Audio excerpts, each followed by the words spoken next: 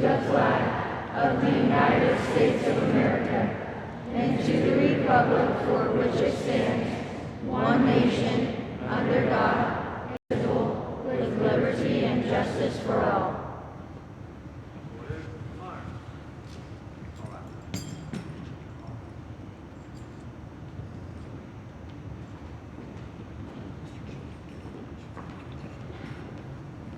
Thank you, Talented American Legion, Junior High Band, Mrs. Bricky, Ashley, you may all speak.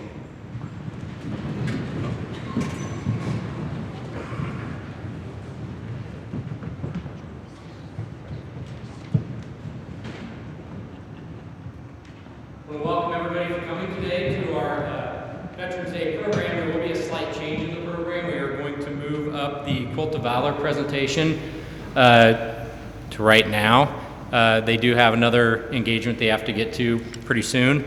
But again, I just want to thank all of you for coming out. It's nice for us to all be together this year.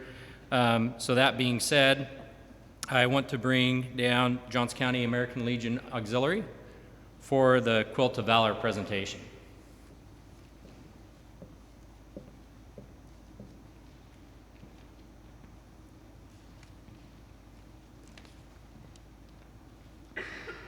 Good morning. My name is Bobby Albers, and I'm the president of the Johnson County American Legion Auxiliary. And we are an organization, one of the largest in the world. And our job is to support the Legion, our military, our veterans, their families, their children. And part of our job is to help support the laws that takes care of these guys and men and women. So today, we would like to honor one of our community veterans here in Cook that was Army Reserved. He doesn't consider himself a veteran because he didn't go to war or fight overseas. But everybody who has served, they've left their home, they left their family, they traveled many places, gave up many things as teenagers or young adults, and they deserve to be recognized and respected. And so, do you want him to come up now? Yeah. We would like to welcome Rich Rasner, which you need to step up here. Him and I have kind of had an argument over the last week on whether he deserves this or not, but he does more than he thinks. Rich has given a lot to the community, to the Legion, and he does deserve to receive this Quilt of Valor. Thank you.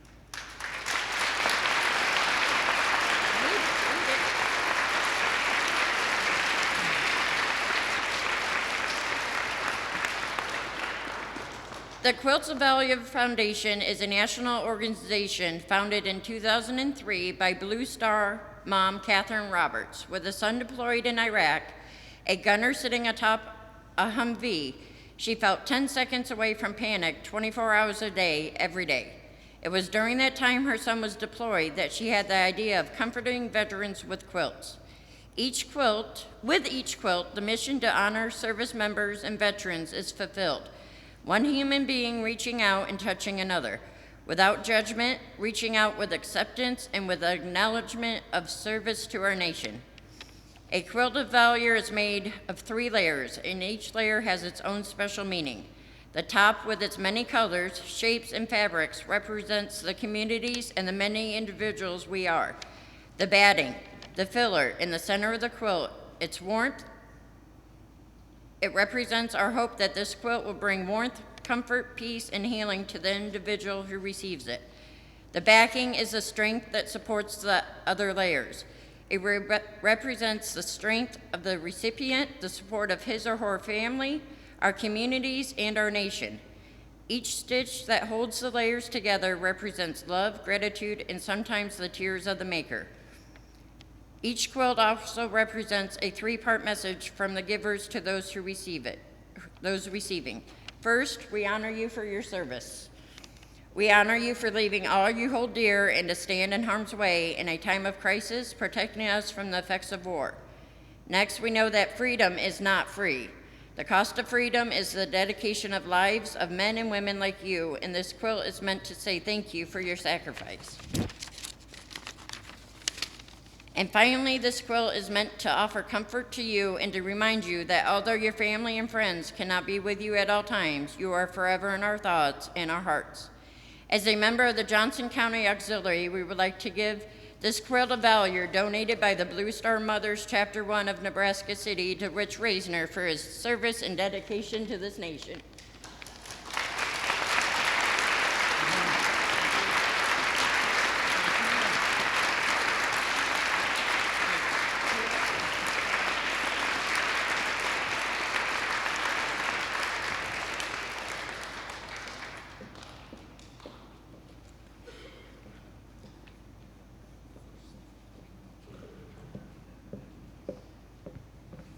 All right, thank you, American Legion Auxiliary, and thank you, Mr. Rasner. And I know you got to get to your next performance. Yes.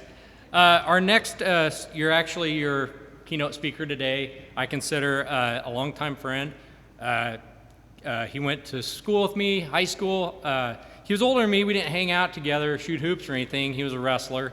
But I would say he was a mentor to some of us younger kids. Very intense individual, so I thought when he joined the Marine Corps, it seemed very fitting for him. He comes from a line of military people, and I'll let him kind of give a little bit more of his background.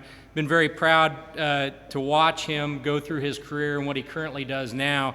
So I'll give you, at this moment, Mr. Keith Osterhout.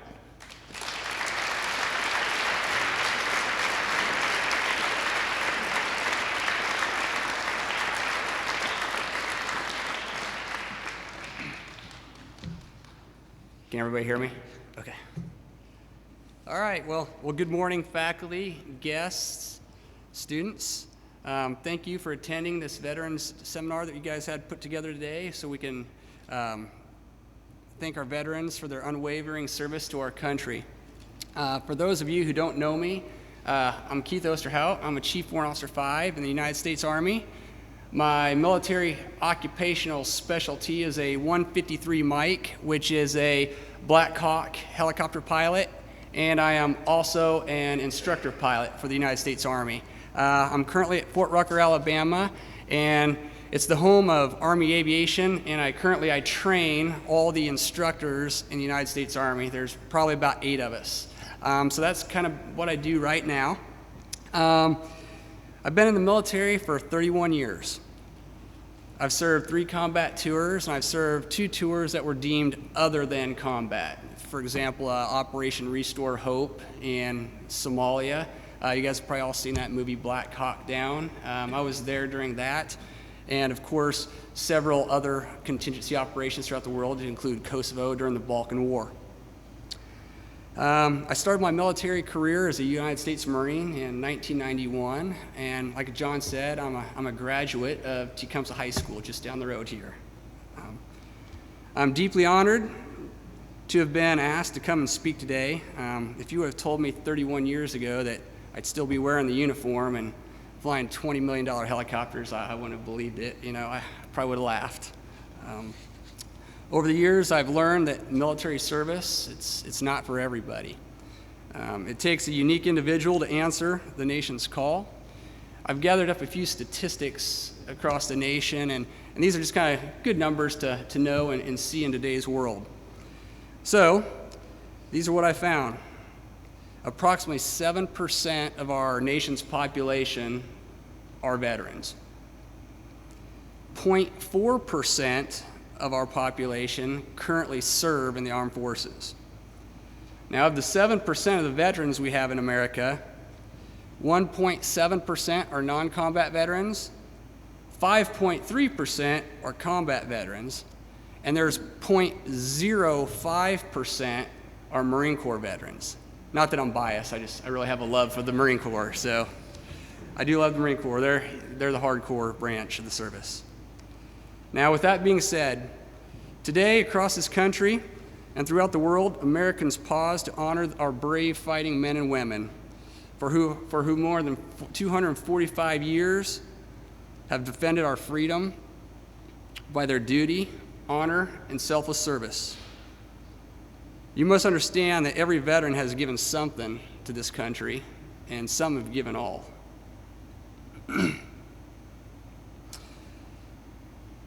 This morning, as we reflect on the blessings of our liberty, we ask our Heavenly Father that we may be faithful stewards of the freedom that we have been granted.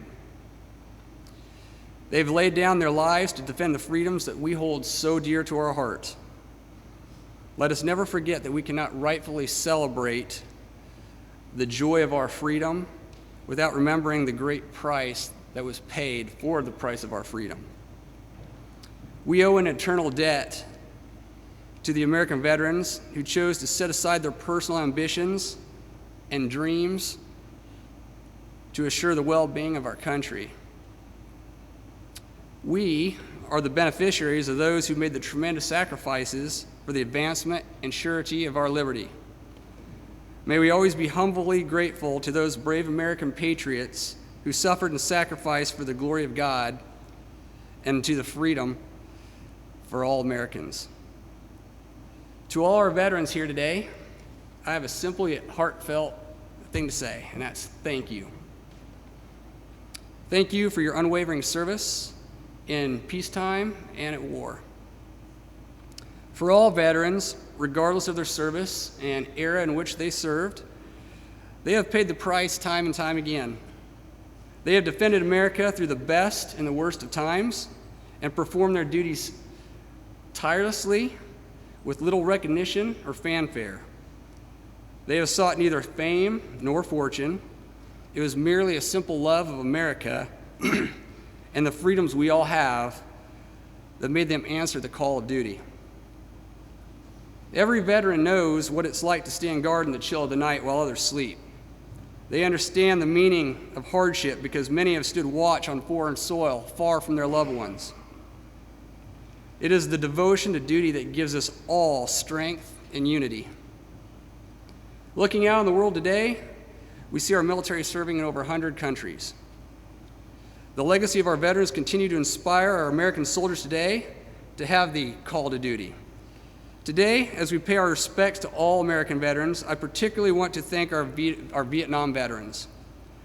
They served in a war that deeply divided our country. They were not welcomed home with the proper, Did it time out? Okay. Can you hear me? Okay, good. The Vietnam vets, they were not welcomed home with the proper dignity and respect that they deserved. But rather, they returned to be met with contempt and protest. But America is resilient. We are a country of temperance, compassion, and reason. And with the passage of time, we've healed our wounds. As for me, it means a lot to stand before you this morning and share what it means to be a veteran. Military service was in my DNA. Every man in my family has served in the military. I did it because I felt obligated to serve, and serving gives me a sense of pride and honor. I have spent nearly 4 years of my life deployed on foreign soil, fighting wars. I have seen death, pain, and suffering. But I've also had many good times. I've made lifelong friends, traveled the world, been given a great education, skill, and a valuable career. I've had the honor and the privilege to serve and fight beside some of the greatest warriors our planet has to offer. Now let's talk about deployments. The hardest part of deploying for me was leaving my kids. That was tough. It was the walking away, looking over your shoulder, wondering if that was the last time you're ever going to get to see your kids again. During war, your fellow soldiers, they become your extended family. You fight, laugh, cry, eat, sleep together. You do everything together. But it's the families left behind on the home front, that's where the true strength truly lies.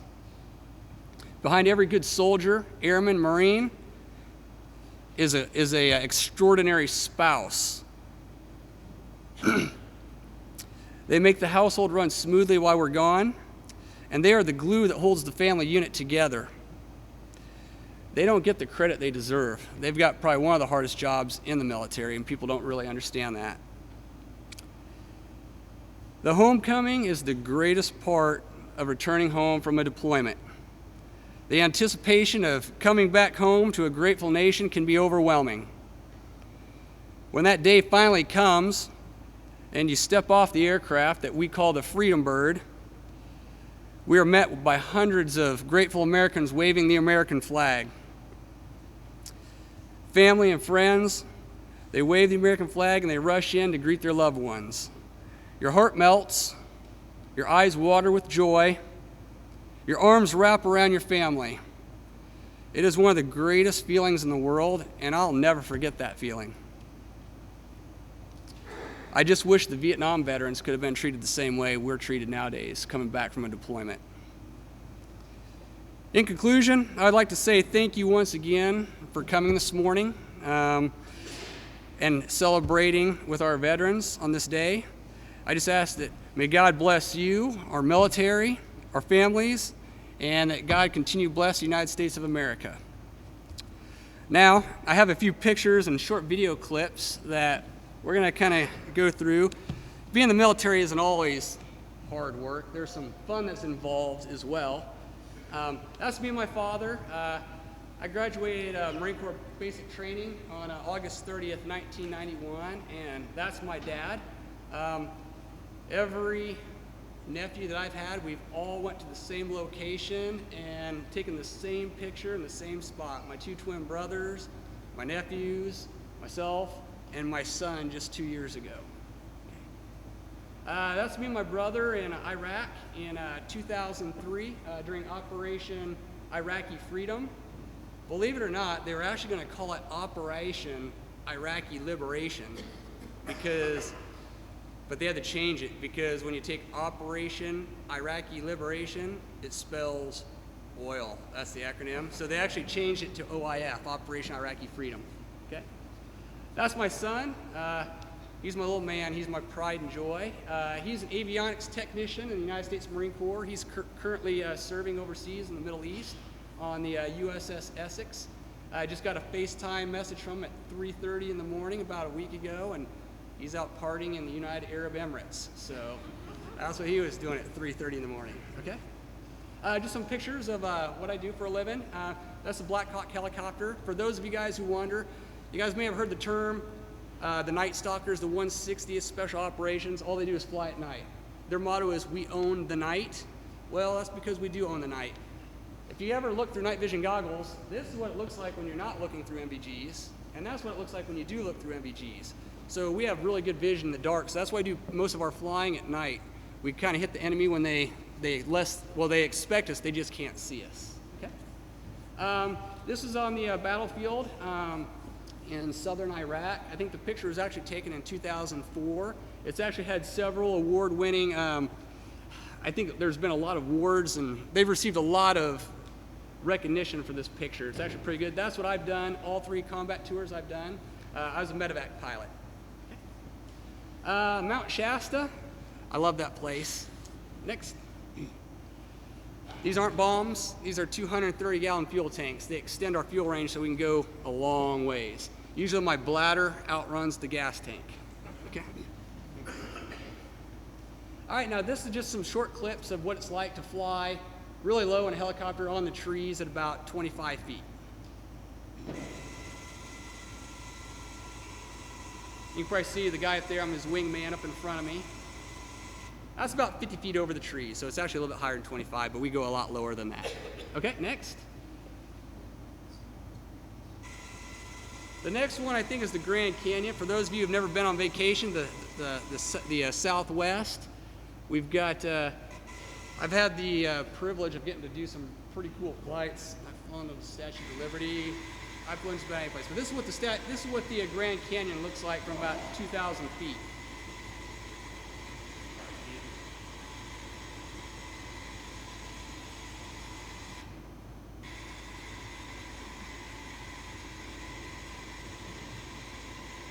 And like I said, just because you're in the military doesn't mean you don't get to do a lot of cool stuff. I mean, we get the opportunity to do some pretty cool stuff. And of course, it's at your expense too, so you guys pay for my fun. Yeah, I do. I get paid for you guys pay for me to have fun.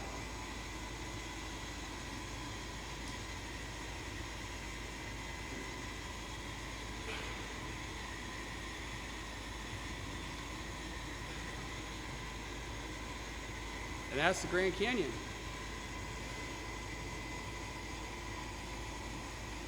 That's a water bottle. We do drink. And we always try to fly in pairs in case one person goes down, the other one can pick them up. All right, so this one is my favorite. I try to do this every year when I come back from the factory in Stratford, Connecticut. I always fly down the eastern board. I usually make a trip down, visit my nephew along the way. He's out in North Carolina at Camp Lejeune. He's a Marine as well. But one of my favorite things to do is heartfelt, and I love it. It's called Circling the Lady.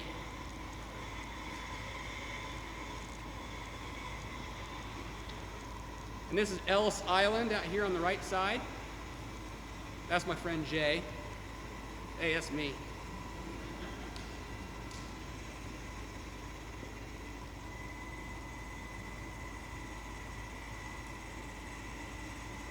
That just screams America every time I do that. It never gets old, and I'd do it every day if I could. And I think I got one more, maybe.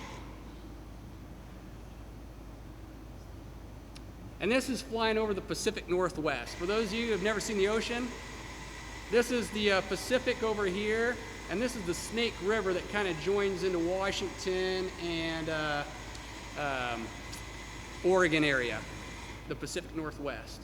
But like I said, we always fly together, and I'm telling you, America, it's beautiful, but it's even more beautiful from the air. So I would strongly recommend making the drive across America sometime. If you guys ever get the opportunity, put it on your bucket list.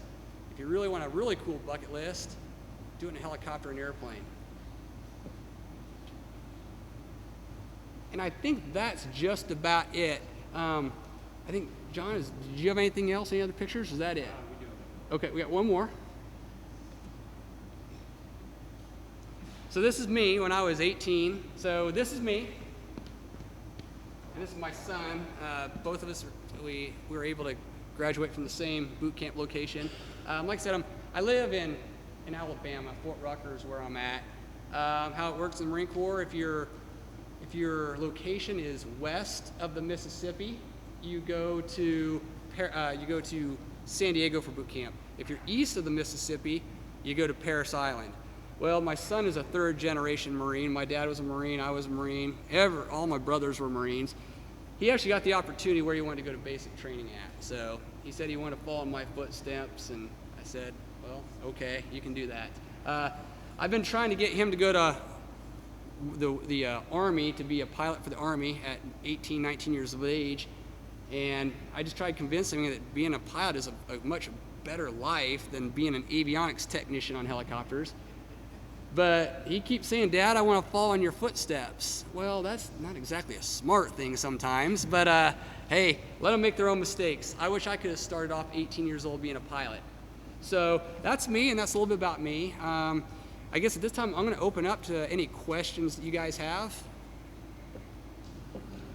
Any questions? Okay, yes, sir. I've been to Texas. I've been to every state in the United States, and Alaska and Hawaii, and Puerto Rico and Guam. The red shirt.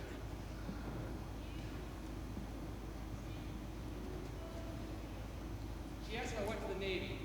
No. Marines don't. I'm just kidding.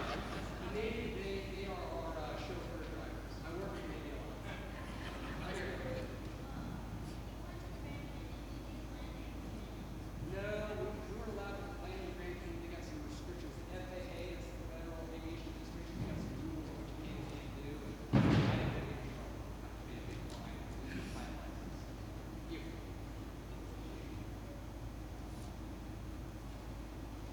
So she asked how many people I can fit on the helicopter that I fly. So I can carry myself and a co-pilot, and I can carry 12 more people in the back. Right here. I got 10 questions, and I'm going to let you go to John.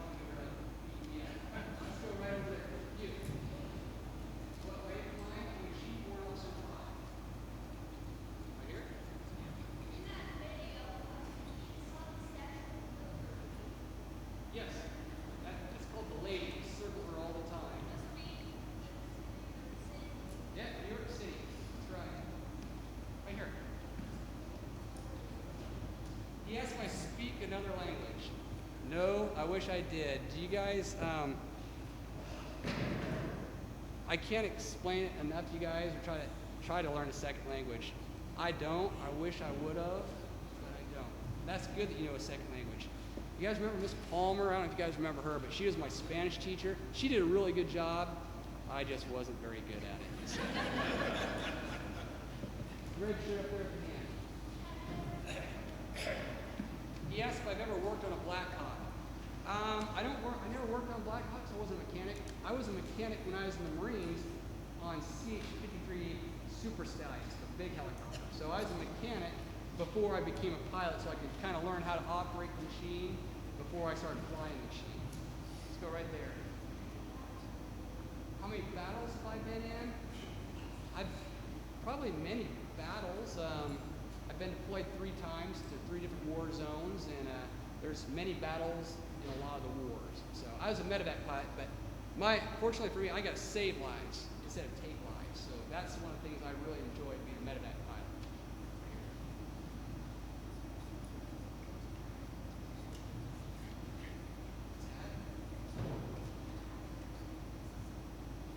She asked if there's a certain place I go after I served in Mississippi.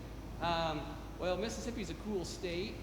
Believe it or not, the toothbrush was actually invented in Mississippi. Did you guys know that? Because if it would have been invented in Nebraska, we would have called it the teeth brush.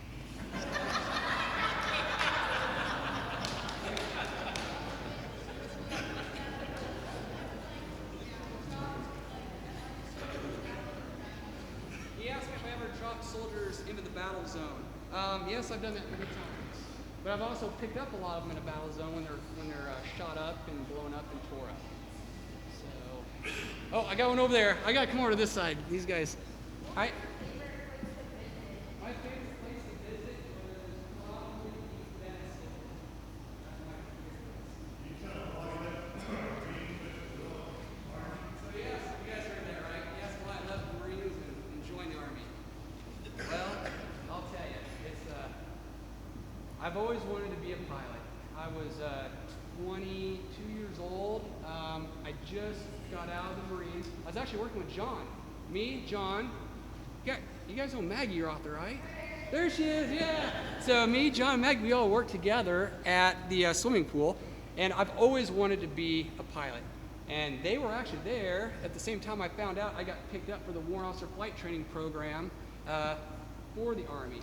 I wanted to be a pilot for the Marines, but they had a very long list.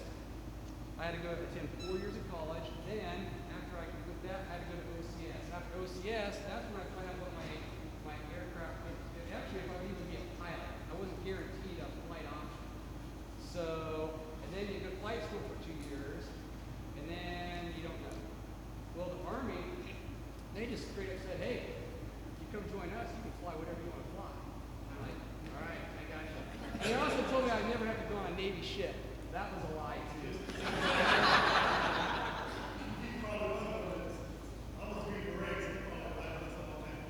Oh, yeah, definitely. Yep. A lot of people transfer from different branches, inter-service transfers. Let's go with the white shirt right there with the glasses. I'm sorry, I can't hear you.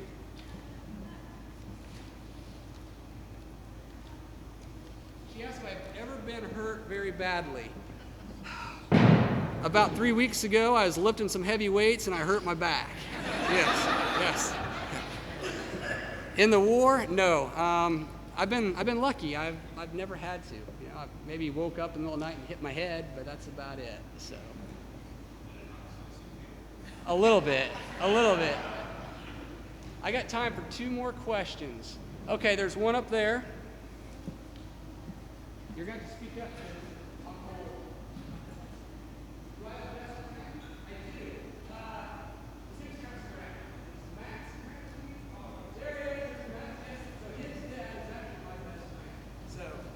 We got in a little bit of trouble when we were your guys' age, but we'll keep that on the lowdown. Don't tell Mr. Author. Okay, I got time for one more question. Okay, right up there. You. Can you say a little louder?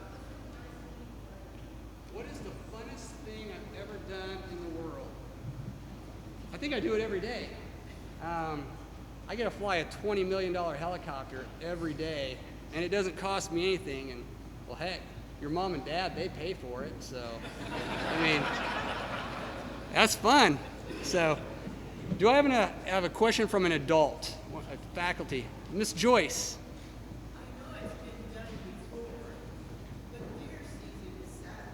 That's right. Oh, that's what it's about.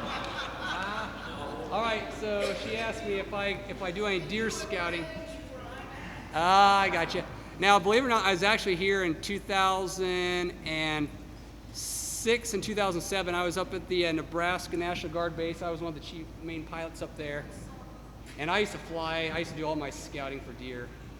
Of course, you guys paid for it too. So, but, sir. So you live in Fort Rucker now? I do. Yes, Fort Rucker. I've been to Fort Rucker. All right. Well, and you're alive too. So hey, you're good. That's outstanding. Well, John, is there anything? Do you got time for more questions, or you got to wrap this up? Rich says that's good. Okay. And get this to work again. Okay. Number one, just want to thank Keith again. I know this time's up really well for us because he is here for deer season. That's right. Always stops in, and so I thought what a great opportunity to grab him again because Keith always stops in the office and we have a nice talk about what's going on in the world and in our lives. So again, thank him for stopping in. Also, it's just uncanny for me, and some of the older people maybe that are in the audience or that grew up with Keith, when he shows that video of flying and puts the camera on himself, I mean, from here down, I mean, it could be Spencer, his nephew. I mean, it's just uncanny how they all look alike in that regard. So it's just kind of weird watching that. Did anybody else notice that? It's just kind of weird. In a good way. Weird in a good way. Oh, yeah. But again, let's hear it for Keith Osterhout coming in today.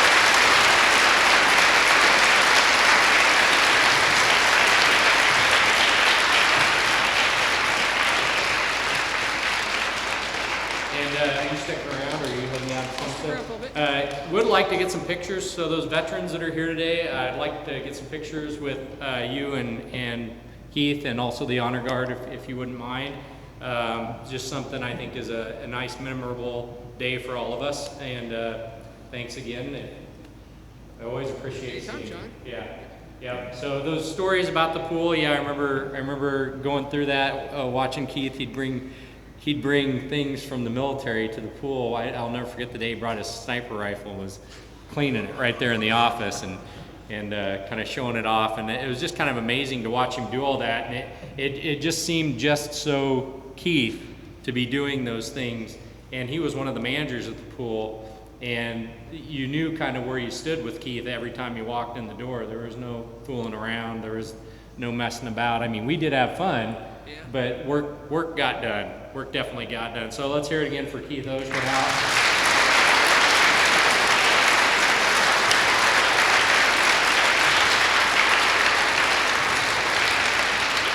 And I will turn this over then to Mrs. Emily Fricke. I will be taking off. I'm going to try and get down to the Tecumseh Veterans Day celebration if I can. And from my part, thanks again for coming. Thank you, all you veterans, for all you have done and continue to do. All right. Thanks for having me. I think I realized I'm going to get glasses.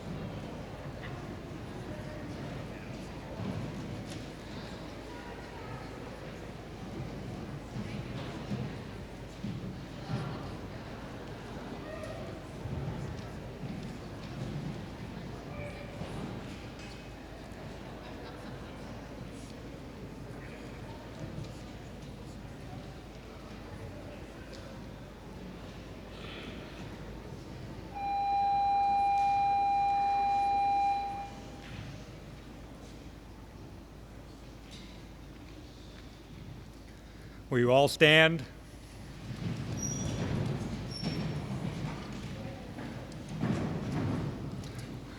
Will you all stand so we can retrieve the colors? Thank you.